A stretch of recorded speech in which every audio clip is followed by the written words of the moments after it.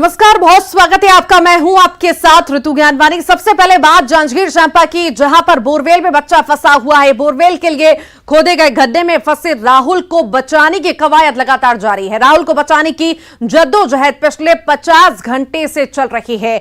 10 साल का ये बच्चा राहुल करीब 80 फीट गहरे गड्ढे में फंसा हुआ है। इस बीच रोबोटिक्स तरीके से उसे निकालने की कोशिशों को झटका लगा। राहुल को रोबोट के जरिए बाहर निकालने का पहला प्रयास विफल हो गया। इसके बाद एक्सपर्ट की टीम दोबारा कोशिश कर रही है, तो वहीं एनडीआरएफ की टीम ने सुरंग बनाकर राहुल तक पहुंचने का अभियान भी शुरू कर दिया है। ऐसी उम्मीद है कि आज राहुल को बचा लिया जाएगा। राहुल को बचाने के लिए हर संभव कोशिश की जा रही है।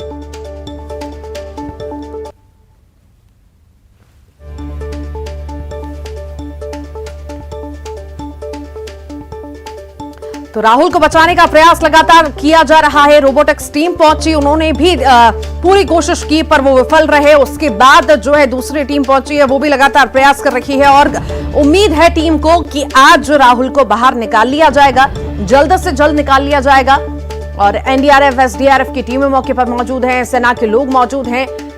हर कड़ी मशक्कत की जा रही है। सरकार द्वारा भी पूरी कोशिश की जा रही है। अधिकारियों को निर्देश दे दिए गए हैं कि जो भी संभव मदद हो, कोशिश हो की जाए और राहुल को कैसे भी करके बाहर निकाल लिया जाए। तो 2 दिन से बोरवेल में मासूम गिरा हुआ है और उसको निकालने के प्रयास लगातार जारी हैं। अंदर बोरवेल में अब पानी का रिसाव भी होने लगा है, जिस वजह से और ज्यादा परेशानी जो है बच्चे को हो रही है। पर बच्चा इतना साहसी है, इतना हिम्मत वाला है कि उसमें भी हिम्मत बंधा रहा है। जो बाल्टी अंदर छोड़ी गई बोरवेल में वो भी भर के उसने बाहर निकाली। बच्चा हिम्मत लगातार बनाए हुए है।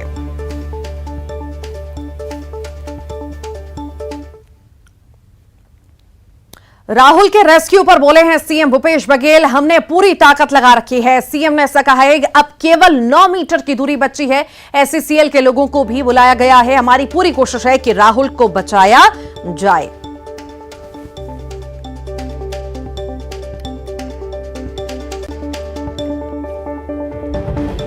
लगाया है, जो संभव हो सकता है वो सब हो रहा है। अब केवल 9 मीटर की दूरी बची है और सभी अब एसीसीएल के भी एक्सपर्ट बुला लिए गए हैं। गुजरात की भी एक्सपर्ट टीम आई हुई है, कटक की एक्सपर्ट टीम आई हुई है। हमारे पूरा प्रशासन लगा हुआ है। हमारी पूरी कोशिश है कि उस बच्चे को बचाने की। ये तस्वीरें आपको दिखा रहे हैं। अब केवल 9 मीटर की दूरी बची है, बहुत करीब बच्चे के, और जल्द से जल्द मासूम को बाहर निकाल लिया जाएगा। पूरी ताकत जो है टीम की ओर से झोंकी गई है। जद्दोजहद की जा रही है कि बच्चे को जल्द से जल्द बाहर निकाल लिया जाए।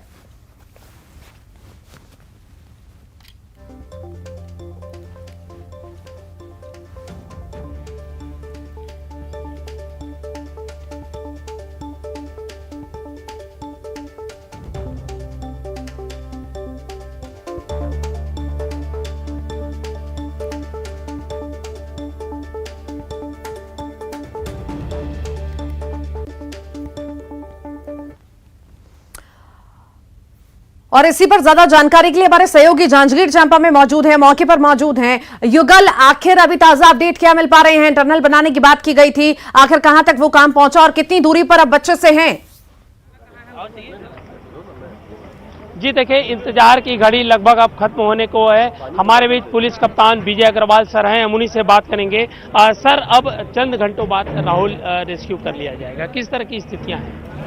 देखिए, रॉक कटिंग का काम अभी चल रहा है और लगभग जो डेप्थ चाहिए थी कुछ फीट को छोड़ के लगभग वो डेप्थ मिल गई है और मशीनें भी लगातार काम कर रही है और सारी टीमें एनडीआरएफ, एसडीआरएफ, उसके अलावा जो और एक्सपर्ट टीमें आई हुई है, सभी इस काम में लगी है। जैसे ही मशीनों का काम कंप्लीट होता है तो फिर मैनुअली काम चालू होगा। सर, टनल कुछ ही देर बाद टनल का काम है वो जारी होगा, तो उसके बाद नीचे से पुल करने को एक अच्छी रणनीति बनाई है। लगातार 55 घंटे करीब से आप लोग काम कर रहे हैं। देखिए, रेस्क्यू ऑपरेशन एक मिशन होता है और जब तक मिशन कंप्लीट नहीं होता है तो उसको घंटे से नापना उचित नहीं होगा और जब तक राहुल को सकुशल नहीं निकाल लेंगे तब तक ये ऑपरेशन चलेगा। जी, अभी एक्सपर्ट भी आए हैं, टीम है, कुछ उद्योग के भी हैं और एससीसीएल की टीम भी आई है, तो क्या उम्मीद है कुछ जिस तरह से जो द्रुत गति से काम चल रहा है? देखिए, जो एक्सपर्ट्स आए हैं उनके द्वारा भी जो सजेशन दिए गए हैं उस पर अमल किया जा रहा है और पूरा प्रिकॉशन लेके कार्रवाई की जा रही है। ऑक्सीजन की सप्लाई वगैरह भी मेंटेन की जा रही है ताकि किसी भी तरह से जो काम करने वाले हैं उनको भी सफोकेशन ना हो। जी, लॉ एंड ऑर्डर विशेष तौर से जो चुनौती आ रही है, लॉ एंड ऑर्डर के लिए बल लगा के रखा गया है। सभी से बार बार अनाउंस किया जा रहा है कि टनल जो गड्ढा खोदा गया है उसके आसपास ना है, और सभी से बार बार अनुरोध भी किया जा रहा है, अनाउंस भी किया जा रहा है, और जनता का और मीडिया का पूरा सहयोग मिल रहा है। जी देखिए, तस्वीर है अभी यहाँ पर जो टनल लगाने का काम करेंगे वो अभी रायशुमारी कर रहे हैं। लगातार रणनीति बनाई जा रही है। एससीसीएल की टीम है, निजी उद्योग की जो टीम है वो भी यहाँ पर तैनात है। उसके अलावा आप देख सकते हैं एक तस्वीर है, मैं सहयोगी रोहित से कहूँगा कि वो दिखाएं कि जब टनल बनाने के लिए जब जो एसडीआरएफ एनडीआरएफ की टीम जाएगी तो ये गैस है, वहाँ कोई विषम परिस्थितियाँ ना हो, निर्मित ना हो, उसके लिए जो वहाँ पर टनल बनाएंगे उनके लिए इस तरह की तैयारी की गई थी। कल अचानक से लाइट गुल हो गई थी तो उसके लिए एक बड़ा जनरेटर है वो व्यवस्था किया गया था। और आप देख सकते हैं पूरी जो यहाँ पर अभी रायशुमारी की जा रही है, और जो एक्सपर्ट हैं टनल जो युगल, बच्चे के बारे में क्या अपडेट है? बच्चे के बारे में क्या अपडेट है? आखिर कैसी स्थिति बनी हुई है? कैसे वो रिस्पॉन्ड कर रहा है? क्योंकि पानी भी उसमें बोरवेल में लगातार भरता जा रहा था, रिसाव हो रहा था, उसके कई अंग भीग रहे थे उसमें। ये 600 mm डायागर इसका बोर करेंगे और उसमें मैनुअली बच्चे लोग जाएंगे जो हमारे एक्सपर्ट्स हैं, और वो धीरे धीरे जो है उसको चिपिंग कर करके, और एक पाइप है 600 750 600 mm का, उसको हम एज अ केसिंग के रूप में यूज़ करेंगे, क्योंकि जो अंदर जा रहा है उसकी भी जान को कोई दिक्कत ना आए, इसलिए फिर उसको धीरे धीरे केसिंग को पास करते हुए उसमें से, और होप है कि भगवान से हम लोग सभी लोग अपन लोग आशा कर रहे हैं कि हम बच्चे को जल्द से जल्द। अगर बच्चे की बात करें तो बच्चे अभी पूरी तरह से सुरक्षित है, हरकतें भी कर रहा है, रिस्पॉन्स भी कर रहा है, और लगातार एक जो एनडीआरएफ की एक जो टीम है उनके परिजन हैं वो लगातार उनसे बातचीत कर रहे हैं, और उनसे कैमरे के माध्यम से नजर भी रखी जा रही है। बार बार कैमरे अंदर डाल करके स्थायी रूप से रखा गया है, और ये देखा जा रहा है कि वाटर लेवल बढ़ तो नहीं रहा है। यदि वाटर लेवल बढ़ रहे हैं तो जिला प्रशासन ने एक आदेश दिए हैं जिसके तहत जो पूरे जो गांव के जितने भी बोर हैं उसे चालू करके 24 घंटे से रखा गया है, ताकि वाटर लेवल अचानक से ना बढ़े। जब वाटर लेवल बढ़ेगा तो बच्चों को कई तरह की खतराएं हैं वो हो जाएगा, खास करके जो खतरा है हाइपोथर्मिया का है वो बन सकता है। और जो एहतियातन पुलिस है और इसके अलावा जिला प्रशासन है, सभी एहतियातन कदम उठाए हुए हैं। पूरी तरह से छावनी में तब्दील किया गया है जो घटना स्थल है वहां पे, कि किसी तरह की कोई जो दिक्कत ना हो। और जिस तरह से तस्वीर बन रही है, जिस तरह से तस्वीर दिख रही है, अब आप देख सकते हैं कि पूरे एसडीआरएफ की टीम मुस्तैद है। सिर्फ इंतजार है एक आदेश का। अगर एक आदेश हुआ उसके बाद तत्काल से वो टनल लगाने का काम है वो करेंगे, और रैंप पूरी तरह से लगा लिया गया है, और अभी भी अलग अलग जवाबदारियां हैं वो सौंपी गई है। बड़ी चुनौती का काम है, बड़ी मुश्किल का काम है, क्योंकि 50 घंटे से अधिक का समय हो चुका है लगातार बिना रुके बिना थके जो जवान है, एसडीआरएफ की टीम है, जो एनडीआरएफ की टीम है वो काम कर रही है। एक बड़ी चुनौती है, बड़ा टास्क है, और इस तरह से की जो घटना है अमूमन छत्तीसगढ़ में पहली बार हुई है, तो इसलिए चुनौती और भी बढ़ जाती है। और जिस तरह से जो दिक्कतें हो रही हैं, जो एनडीआरएफ की जो टीम है जो लीड कर रहा है एनडीआरएफ की टीम को, हम उनसे भी बात करने की कोशिश करेंगे, बात करेंगे। सर आएंगे, बताएंगे कि किस तरह की अभी जो रणनीति है, क्या रणनीतियां हैं जो बनाई गई हैं। टनल कुछ देर बाद लगाया जाएगा, कुछ देरी में ही, जैसा कि आप जान रहे हैं कि टनल का काम चालू हो जाएगा। उसके लिए हमने प्लानिंग कर रखी हुई है, और जो स्टेटा मिल रहा है उसके हिसाब से बोर में बच्चे की कंडीशन देखते हुए हम लोग जो है प्लानिंग कर रहे हैं, और जल्दी। सबकी चिंता है सर, बच्चे की कंडीशन क्या है? आप लोग लगातार मॉनिटरिंग कर रहे हैं आपकी? जी चलिए, बहुत शुक्रिया युगल जानकारी को साझा करने के लिए। लगातार आप नजर बनाए रखिएगा, आपसे अपडेट लेते रहेंगे। इसी बीच बड़ी खबर है, सीएम भूपेश बघेल का दिल्ली का दौरा है। मुख्यमंत्री भूपेश बघेल दिल्ली के लिए रवाना हो गए हैं। ईडी कार्यालय के घेराव में हिस्सा लेंगे मुख्यमंत्री भूपेश बघेल। कांग्रेस ईडी कार्यालय का घेराव करेगी। सोनिया गांधी, राहुल गांधी को ईडी का नोटिस है, और ईडी के नोटिस का विरोध अब कांग्रेस करने जा रही है। केंद्र सरकार के खिलाफ प्रदर्शन का ऐलान किया गया है। कल घेराव होगा और कार्यक्रम होगा। घेराव का कार्यक्रम रखा गया है और अब कांग्रेस प्रदर्शन करने जा रही है। ईडी कार्यालय का घेराव करेगी। मुख्यमंत्री भूपेश बघेल भी अब दिल्ली के लिए रवाना हो चुके हैं इसमें हिस्सा लेने के लिए। आर्थिक स्थिति ठीक नहीं थी तो कांग्रेस पार्टी ने उसे पैसा दिया। इसमें मनी लॉन्ड्रिंग जैसी कौन सी बात हो गई और इसमें ईडी का क्या काम। लेकिन ज़बरदस्ती राहुल जी को, सोनिया जी को परेशान करने के लिए इस प्रकार से हथकंडे अपना रही है, जिसका विरोध हम सब करते हैं। सीएम भूपेश बघेल का ट्वीट आया है। सोनिया गांधी की तबीयत खराब होने पर उन्होंने ट्वीट किया है। सोनिया गांधी के स्वास्थ्य लाभ की कामना की है। कांग्रेस अध्यक्ष सोनिया गांधी जी को कोविड के कारण हो रही अस्वस्थता के चलते अस्पताल में भर्ती होने का समाचार मिला। हम सब आपकी अच्छी सेहत की कामना करते हैं। आप जल्द से जल्द स्वस्थ हों। ये ट्वीट मुख्यमंत्री भूपेश बघेल द्वारा किया गया है।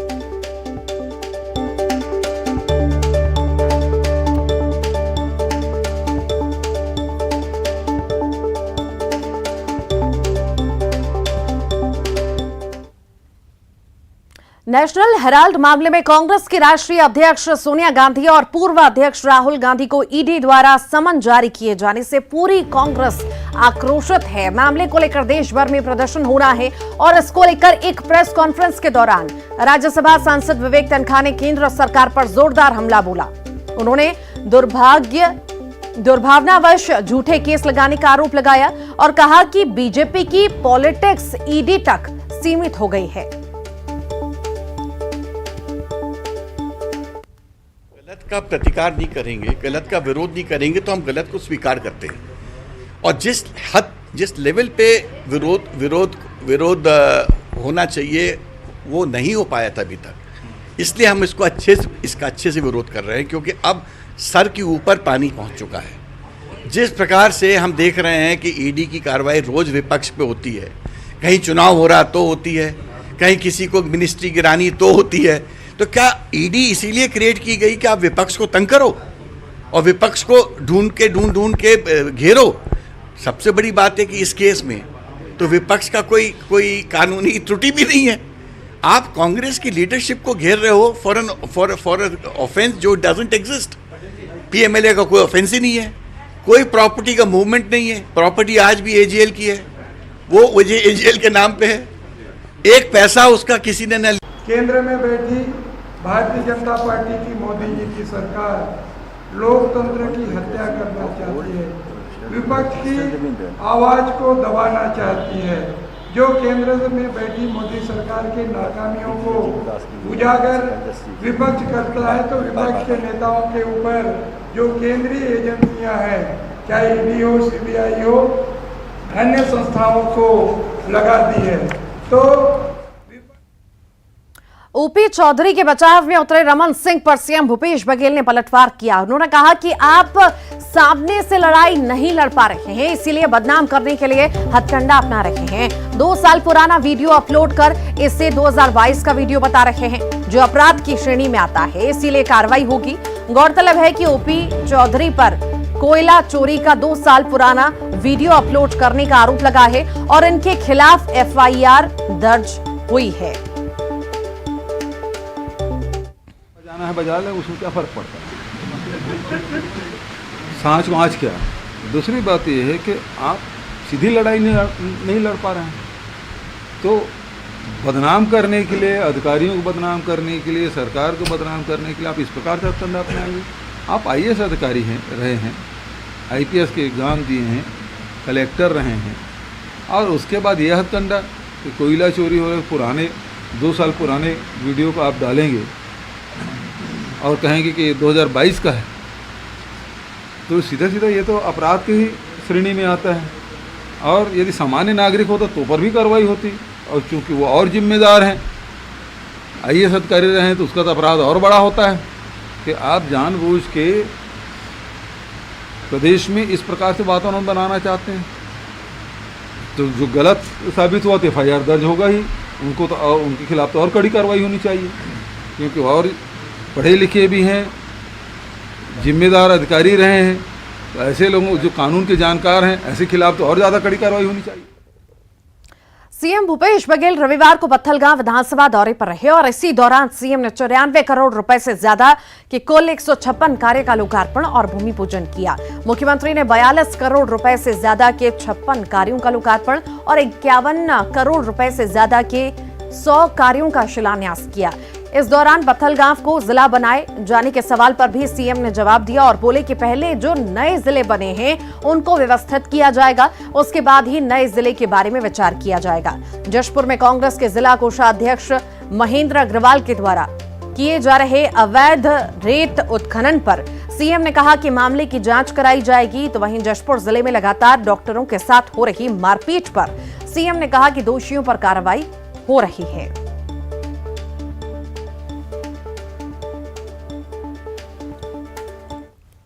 आने के आसार से इनकार नहीं किया जा सकता, लेकिन अभी जो 5 जिले की हमने घोषणा की है अब वो पूर्ण हो जाए, क्योंकि उसमें हमने घोषणा की उसके बाद से बहुत सारे दावा आपत्ति और बहुत सारे जन भावनाएं अलग अलग तरह के देखने को मिली है।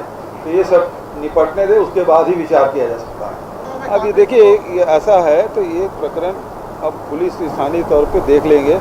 अब एक एक चीज़ की मॉनिटरिंग मुख्यमंत्री स्तर पे तो नहीं हो पाएगा। यदि अपराध किया है तो अपराधी के खिलाफ कार्रवाई। मुख्यमंत्री भूपेश बघेल 20 जून से विदेश दौरे पर आ रहे हैं और सीएम 20 जून से एक हफ्ते के विदेश दौरे पर रहेंगे और इसी दौरान इंडोनेशिया और सिंगापुर का दौरा करेंगे। इंडोनेशिया के बाली में आयोजित क्लाइमेट चेंज कार्यक्रम में शिरकत करेंगे, जबकि 25 जून को सिंगापुर में कार्यक्रम है। मुख्यमंत्री के साथ उनके सचिव और सलाहकार भी विदेश दौरे पर जाएंगे। जो क्लाइमेट चेंज है उसके बारे में वहाँ चर्चा होगी, उस मामले में वहाँ मुझे आमंत्रित किया गया है। रायपुर से बड़ी खबर है। मुख्यमंत्री भूपेश बघेल ने निर्देश दिए हैं मानसून से पहले शहरों में व्यवस्थाएं ठीक करें, व्यवस्था चाक चौबंद करने के निर्देश दिए गए हैं। जल भराव से बचाव की आवश्यक तैयारी करें, 24 घंटे काम करेंगे। बाढ़ नियंत्रण कक्ष निगम आयुक्त रोज सुबह 6 बजे फील्ड पर दिखें। मुख्यमंत्री के आदेश से अब मीटिंग हो रही है, निगम आयुक्तों की उच्च स्तरीय मीटिंग हो रही है। नगरीय प्रशासन सचिव ये बैठक ले रहे हैं। राजधानी रायपुर में हत्या की एक दिल दहला देने वाली तस्वीर सामने आई है, जिसमें गोवर्धन चौक पर धारदार हथियार से वार कर एक शख्स को मौत के घाट उतार दिया गया। यह हत्याकांड सीसीटीवी में कैद हुआ है, जिसमें साफ दिख रहा है कि एक शख्स को दौड़ा कर उसके धारदार हथियार से वार किया जा रहा है। पुलिस ने इस मामले में एक नाबालिग समेत 2 आरोपियों को गिरफ्तार किया है। बताया जा रहा है कि पुरानी रंजिश के चलते इस हत्याकांड की वारदात को अंजाम दिया गया है।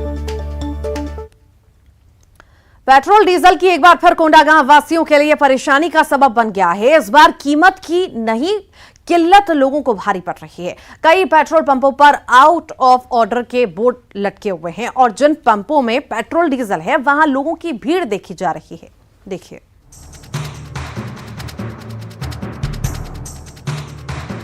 कभी कीमत तो कभी किल्लत, परेशानी है कि कम नहीं होती। जी हां, ये बातें कोंडागांव के लोगों के मुंह से सुनी जा रही हैं, जहां लोग अब पेट्रोल डीजल की किल्लत से परेशान हैं। आप तस्वीरें जो देख रहे हैं वो शहर के एक पेट्रोल पंप की हैं, जहां पंप पर साफ साफ शब्दों में बोर्ड लटक चुका है, आउट ऑफ ऑर्डर। वहीं अब ये दूसरी तस्वीर भी देखिए, जहां पेट्रोल है वहां कालम ऐसा है कि लंबी लंबी कतारें लगी हैं। कुछ लीटर पेट्रोल डीजल पाने के लिए लोग जी जान लगाए हुए हैं और आग उगलते सूरज की तपती धूप में कतारों में खड़े इंतजार कर रहे हैं।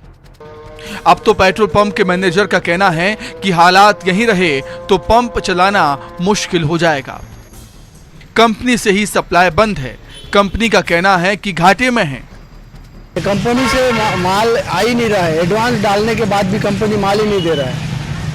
वो कंपनी बोलती है कि हमको लॉस है और गवर्नमेंट से हमको कुछ भरपाई आ नहीं रहा है, ऐसा बोलती है।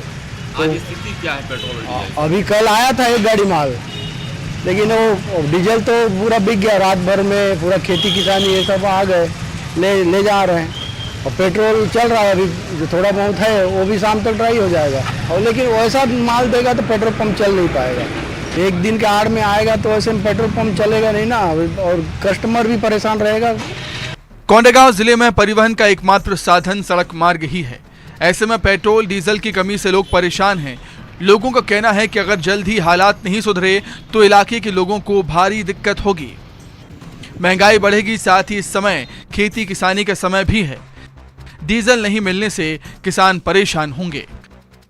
देखिए, परेशानी तो उठानी ही पड़ेगी, क्योंकि बस्तर एक ऐसा क्षेत्र है जहां पर आवागमन का साधन जो है प्रमुख रूप से, यदि रायपुर से हम आने की बात करें तो केवल सड़क मार्ग है। सड़क मार्ग के अलावा दूसरा कोई साधन आने जाने के लिए है नहीं। और यदि में ऐसे में पेट्रोल और डीजल की आपूर्ति कम होगी तो निसंदेह सारे लोगों को दिक्कत होगी। बहरहाल लोगों को अब इंतजार है कि कब उन्हें पेट्रोल डीजल उपलब्ध कराया जाए। विवेक श्रीवास्तव, न्यूज 18 कोंडागांव। और आइए अब देखेंगे टॉप 20। मुख्यमंत्री भूपेश बघेल ने मानसून से पहले शहरों में व्यवस्था ठीक करने के दिए निर्देश। जल भराव से बचाव की तैयारी करने के दिए निर्देश। नगरीय प्रशासन सचिव ले रहे बैठक। बलरामपुर में नशे से छुटकारा पाने के लिए निकाला गया नशा मुक्ति जागरूकता रथ। पुलिस अधीक्षक ने हरी झंडी दिखाकर रथ किया रवाना। मंत्रालय में लगेगा बूस्टर डोज कैंप। 16 और 17 जून को बूस्टर डोज कैंप। 1800 अधिकारियों और कर्मचारियों को बूस्टर डोज लगाने का लक्ष्य। कोरबा रेलवे स्टेशन में हर्बल वस्तुएं खरीद सकेंगे यात्री। वन स्टेशन वन प्रोजेक्ट योजना के तहत लगाए गए स्टॉल। बलरामपुर में महेश नींदवाल की बिना पैसों वाली भारत यात्रा 152 दिनों में की 11 राज्यों की यात्रा। एक साल में 28 राज्यों की यात्रा करने का लक्ष्य। भिलाई के सुपेला संडे मार्केट में चला बुलडोजर। प्रशासन ने 44 अवैध अतिक्रमण हटाए। रायपुर के सिविल लाइन थाना इलाके में मर्डर का लाइव वीडियो। धारदार हथियार से उतारा मौत के घाट। कोरबा में 1 साल से फरार आत्महत्या के लिए उकसाने वाला एक आरोपी गिरफ्तार। पति की प्रताड़ना से तंग आकर पत्नी ने की थी आत्महत्या। बलरामपुर में युवक की फांसी पर लटकती मिली लाश। पुलिस ने मामला दर्ज किया, जांच शुरू। जशपुर में नाबालिग बच्चियों से दरंगी प्रताड़ित करने का सामने आया वीडियो। 4 आरोपियों पर मामला दर्ज। कोरबा में एससीसीएल की सुरा कछार कोयला खदान में बीती रात चोरी। लाखों रुपए की कीमती केबल चोरी। धमतरी में ट्रेचिंग ग्राउंड में लगी आग। कचरे के ढेर में लगी आग फैली। धुएं से आसपास के लोग परेशान। बिलासपुर में रोटरी क्लब में हुआ रक्तदान जागरूकता शिविर का आयोजन। सीएमएचओ को रक्तदान को बताया महादान। कोरबा जिले में कोबरा सांप देख रेस्क्यू टीम के भी निकले पसीने। कोबरा को पकड़कर डिब्बे में किया बंद। रेस्क्यू टीम ने नागराज को जंगल में छोड़ा। बलरामपुर में गर्भवती महिला को जगली के सहारे बाहर से उतारा गया। 8 किलोमीटर खड़ी पहाड़ी से नीचे लाई गई गर्भवती महिला। बचवार गांव तक पहुंचने के लिए नहीं है सड़क। पत्रकारिता प्रति बढ़ा क्रेज। कोरबा शासकीय पीजी कॉलेज में एक बार फिर पत्रकारिता का कोर्स कर सकेंगे विद्यार्थी। संघर्ष के साथ आकर्षण वाला पत्रकारिता के साथ क्षेत्र। पिछले कुछ सालों से युवा हो रहे आकर्षित।